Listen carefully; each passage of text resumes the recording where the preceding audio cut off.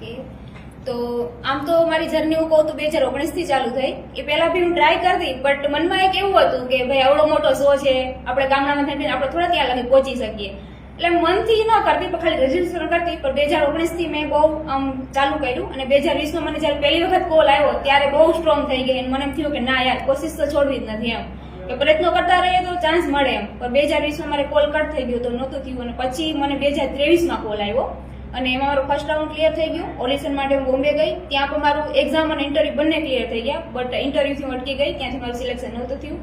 અને પાછું લકી આ વખતે પણ મને કોલ આવ્યો થર્ડ ટાઈમ, અને આ વખતે મારું ફર્સ્ટ રાઉન્ડ ક્લિયર થઈ ગયો અને સેકન્ડ રાઉન્ડ ઓડિશન, એમાં જેમાં એક્ઝામ અને ઇન્ટરવ્યુ બંને ક્લિયર થઈ ગયા. અને લાસ્ટ રાઉન્ડ FFF માટે પણ મને કોલ આવી ગયો અને પછી હોટ સીટ સુધી પહોંચવાનું થયું.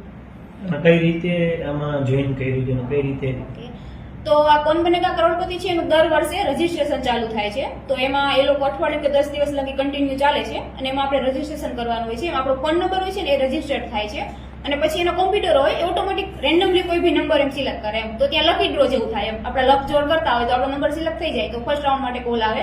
એમાં રેન્ડમલી તમને કોઈ બી 2 ક્વેશ્ચન પૂછે. હવે બંને ક્વેશ્ચન સાચા હોવા જોઈએ તો નેક્સ્ટ રાઉન્ડ ઓડિશન માટે કોલ આવે. ઓડિશન માટે બોમ્બે જવું પડે અને એમાં 2 રાઉન્ડ હોય છે. પહેલું હોય છે એક્ઝામ આપવાની હોય છે અને બીજું ઇન્ટરવ્યુ. એક્ઝામમાં તમારું જીકે ચેક કરે અને ઇન્ટરવ્યુમાં તમને પર્સનલી ચેક કરે, તમારો મુદ્દો કે આ કે તે, કે તમે હોટ સીટ માટે ખરેખર આવવા માટે લાયક છો એમ, ખરેખર તમે આવીને ધનરાશિ કમાવશો તો તમે ક્યાં યુઝ કરશો એમ, તમારા વિચારો જાણે એમ. બટ એક્ઝામ પહેલા ક્લિયર કરવી જરૂરી છે. જો ઈ ક્લિયર કરો તો તમને ઇન્ટરવ્યુ બેસવા મળે. અને પછી એક્ઝામ અને ઇન્ટરવ્યુ બંનેના માર્ક્સ પરથી એક મેરિટ તૈયાર થાય અને પછી FFF માટે કોલ આવે. અને એમાં તો 10 જણા હોય છે અને FFF માં તો આપણે ખબર જ છે કે સ્પીડમાં આન્સર આપવાનો હોય છે, એટલું જ હોય છે અને પછી હોટ સીટ સુધી પહોંચવાનું. એટલે આખી 4 રાઉન્ડની પ્રક્રિયા હોય છે, ઈ પાસ કરી અને 5મા રાઉન્ડ આપણે હોટ સીટ સુધી પહોંચી શકીએ. ને કોણ બને કરોડપતિમાં તમે હોટ સીટ ઉપર બેઠા અને આખી જે 25 લાખ સુધીની તમારી જે સફર છે આમાં કેવી તમે ગણો અને કઈ રીતના આખી ફેસ કરી હતી? ખરેખર કહું તો મને એમ અંદરથી એટલું નહોતું કે હું મતલબ મારા કઈક પરિસ્થિતિ જેવી હતી કે મારી એટલી પ્રિપરેશન નહોતી કે એમ કે લેવલ, એટલે મને હતું નહીં કે હું 25 લગી એમ કહું તો મને 12-50 લગી તો હું કરીને ગઈ હતી કે ત્યાં લગી તો મારે પહોંચવું જ છે એમ. અને સ્ટાર્ટિંગમાં તો સામે સદીના કે મહાનાયક બેઠા હોય એટલે શરૂઆતમાં તો બહુ જ ડરતી હતી, મારા પગ ધ્રુજતા હતા અને મને હતું કે હું 5 ક્વેશ્ચન લગી કોન્ફિડન્સથી કરી જઈશ ને પછી મને વાંધો નહીં આવે એમ. પણ 5 ક્વેશ્ચન લગી હું કરી ગઈ, પછી મારો કોન્ફિડન્સ લેવલ થોડો આમ થઈ ગયો, પછી હું થોડીક ફ્રી થઈ ગઈ અને પછી ક્વેશ્ચન આવતા ગયા. ક્વેશ્ચન મારા હતા ઓલામાં, બટ એ હોટ સીટનું નામ જ હોટ સીટ એટલે રાખવામાં આવ્યું કે ત્યાં બેસો ને એટલે આપણું અડધું મગજ કામ કરવાનું બંધ કરી દે એમ. એટલે થોડુંક આમ થતું હતું, ક્વેશ્ચન આવે એમ થાય કે આ જ આન્સર છે, છતાં એમ થાય કે નહીં યાર આમાં થોડું ગડબડ હશે તો. એટલે ક્યાંક ક્યાંક મેં ટાઈમ પણ લીધો એમ, બટ વાંધો ના આવ્યો. અને છેલ્લે લાઈફ લાઈનમાં મને ઘણી હેલ્પ થઈ અને જયારે 25 લાખ એમ બોલ્યા ત્યારે મને વિશ્વાસ જ નહોતો કે હું 25 લાખ જીતી ગઈ એમ. અને પછી કહેવાય ને 50નું ક્વેશ્ચન પાસે મારી પાસે લાઈફલાઈન નહોતી અને ન્યાય એક એવું છે કે ગેસ વર્ક નથી ચાલતું એમ, કે કદાચ ચાલો હું ગેસ કરું તુક્કો મારું એમ. 25ના ક્વેશ્ચનમાં એવું હતું કે મેં ફ્રેન્ડની હેલ્પ લીધી બટ એ 60-70% શ્યોર હતા એમ. હવે હું ત્યાં તુક્કો મારું તો સીધી 3 વિશે આવી જાઉં એમ. તો અહીંયા બધું એક માઇન્ડલી કામ લેવું પડે એમ, કે હું બીજી લાઈફલાઈન લઉં, અહીંયા આ લાઈફલાઈન લઉં, આ રીતે પ્લે કરું. એટલે થોડુંક બધું એ સારી રીતે રહી ગયું. ખાસ કોઈ તૈયારી કરી તમે સિલેક્શન? ના, સાચું કહું તો મારા થોડા પર્સનલ રીઝન હતા કે જેના લીધે મને કોઈ પણ જાતની, છેલ્લે મારી પાસે મારે જયારે જવાનું થયું ને ત્યારે મારી પાસે 15 દિવસ હતા. એ 15 દિવસમાં જે મારી પાસે આગલું જે કંઈ નોલેજ હતું ને એનું મેં થોડુંક રિવિઝન કર્યું અથવા જે મળ્યું એમ. તો એના લીધે મારી તૈયારી ખાસ નહોતી અને મેઇન રીઝન આ જ હતું એમ. એને સાચું કહું તો એક મારે હું જવા જ નહોતી માંગતી, બટ છેલ્લે મને એમ થયું કે ના મારે જવું જોઈએ એમ. અને પોરબંદરમાં તમે જે રીતે આ વસ્તુ એવી ગણાય કે ભાઈ એમાં આપણે સિલેક્ટ ન થાય, ન આપણો વારો આવે, પણ ખરેખર લોકોને શું પ્રેરણા આપશો પોરબંદર વાસીઓને, ખાસ લોકોને? મેં તમને શરૂઆતમાં જ કીધું કે મારું એક દિવસ હું વિચારતી, હું કેબીસી વર્ષોથી જોઉં છું એમ. અને ક્યારેક હું એવું ટીવી જોતી વિચારતી કે કાશ મારા જીવનમાં આવો સમય આવે કે હું એક દિવસ આમ હોટ સીટ પર બેઠી હોય, સામે અમિતાભ બચ્ચન બેઠા હોય, તો મને એવું થતું કે આપણે ભાઈ ક્યાં ગામડાના માણસ એમ આપણે એ લેવલ સુધી ના પહોંચી શકીએ એમ. બટ કહેવાય ને કે સ્વપ્ન આપણે જોતા હોય ને એને ક્યારેય એમ પીછો એનો છોડવાનું નહીં, આપણે લાગ્યા રહીએ ને તો ક્યારેય પણ સફળતા મળે એમ. એટલે સપના એક એવી વસ્તુ છે ને કે માણસની ઓકાત ક્યારેય નથી જોતો એમ. ગરીબમાં ગરીબ માણસ હોય તો એવું સપનું જોઈ શકે કે હું એક દિવસ પ્લેનમાં બેસીશ એમ, કેમ કે સપના આપણે ક્યારેય નથી જોતા કે તારા ઓકાતમાં રહે એમ. એ તો માણસની મેન્ટાલિટી હોય ને એમ. એટલે મોટામાં મોટા સપના નાનામાં નાના માણસે જોવા જોઈએ એમ, અને એનો પીછો કરતા કરતા હંમેશા આગળ વધવું જોઈએ એમ. તો મારા વિચાર એક વખત એવા હતા કે આપણે થોડા પહોંચી શકીએ એમ, પણ મેં ક્યારેય હિંમત ન હારી એમ.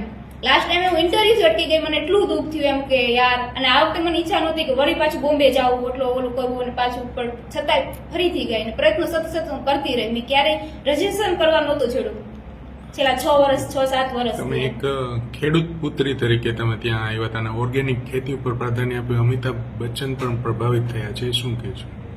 સર, એટલે મારું આ કેબીસી પ્લેટફોર્મ જ એવું છે એમ કે તમને ત્યાં ખાલી ધનરાશિ જીતો છો કે સદીના મહાનાયકને મળો છો એવું નથી એમ. એ પ્લેટફોર્મ એક તમને વિશ્વ લેવલ મળો છે કે જ્યાં તમે ખુદને રિપ્રેઝેન્ટ કરી શકો, ખુદના વિચારો રાખી શકો એમ, તમારી પહેચાન ત્યાંથી બને. તો એઝ હું ખેડૂત પુત્રી છું એમ, તો મારા મૂળ જમીન સાથે જોડાયેલા છે એમ, તો એની ઉપર, અને મારું એવું છે કે મારું કૃષિમાં મન છે, મારી તરફ જવું છે એમ, તો એ મુદ્દાને મારે સાથે લેવો જરૂરી હતો. અને અત્યારે એવો સમય છે કે આપણે બધા ક્લાઇમેટ ચેન્જ ને બધું ધ્યાનમાં રાખીને ઓર્ગેનિક તરફ જવું જરૂરી છે એમ. તો મને મોકો મળ્યો તો, મંચ મળ્યો તો કે ત્યાંથી હું ઓર્ગેનિક વિશે 2-4 શબ્દો કહી શકું, લોકોને જાગૃત કરી શકું એમ. તો એ બેસ્ટ પ્લેટફોર્મ હતું, બેસ્ટ સમય હતો એમ, એવું મારા વિચારોને રાખી શકું. તો ઓર્ગેનિક મારા પ્રત્યે જે હતું એ મેં કીધું અને સરને એ વસ્તુ બહુ ગમી એમ. આ ધનરાશિ મળી છે એનું શું કરશો તમે?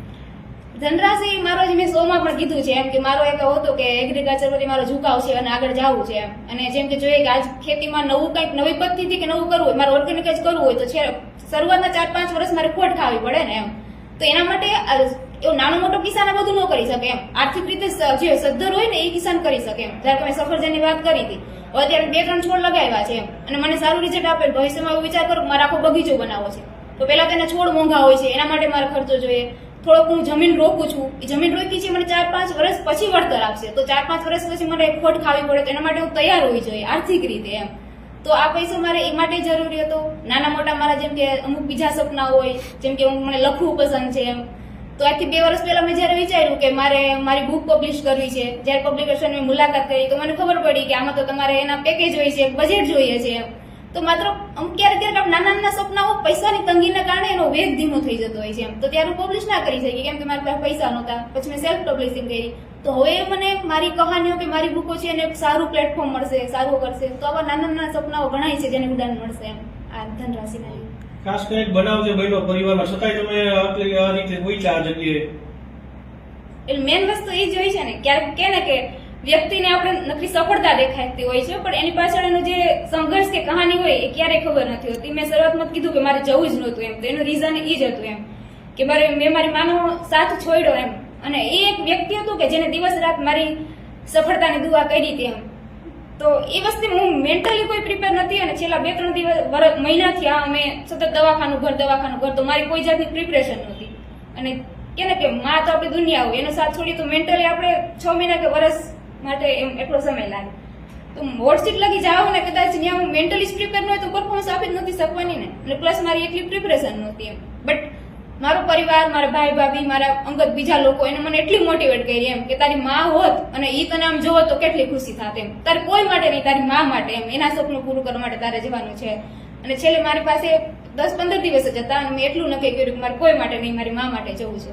અને કદાચ લાસ્ટમાં એવું બન્યું ખરી, એ છોકરો મારી આગળ જે સાનિધ્ય હતો એ બહુ નોલેજેબલ હતો એમ.